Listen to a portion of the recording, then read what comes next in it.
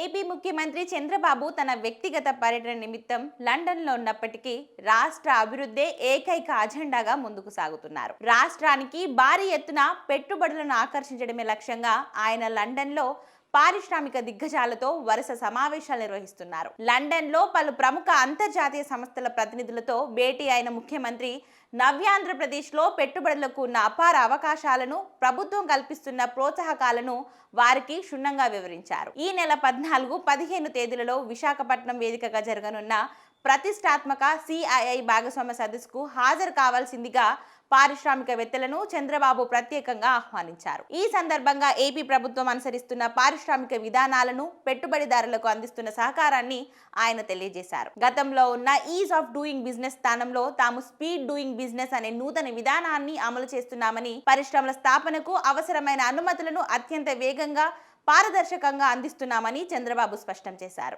రాష్ట్రానికి ఆదాయంతో పాటు స్థానిక యువతకు ఉపాధి కల్పించే పరిశ్రమలకు రెడ్ కార్పెట్ వరుస్తున్నామని హామీ ఇచ్చారు. ముఖ్యంగా భవిష్యత్తును శాసించే గ్రీన్ ఎనర్జీ, సెమీకండక్టర్స్, ఏవియేషన్స్ వంటి కీలక రంగాలపై దృష్టి సారించాలని ఆయన పారిశ్రామికవేత్తలను కోరారు. ఈ సమావేశాల పరంపరలో భాగంగా లండన్లోని అతిపెద్ద విద్యుత్ సరఫరాదారుగా పేరుగాంచిన Octopus Energy International director Chris ఫిట్తో సీఎం భేటీ అయ్యారు. పునరుత్పాదక ఇంధన రంగంలో ఏపీలో పెట్టుబడులు పెట్టేందుకు ఉన్న అపార అవకాశాలను ఆయన వివరించారు.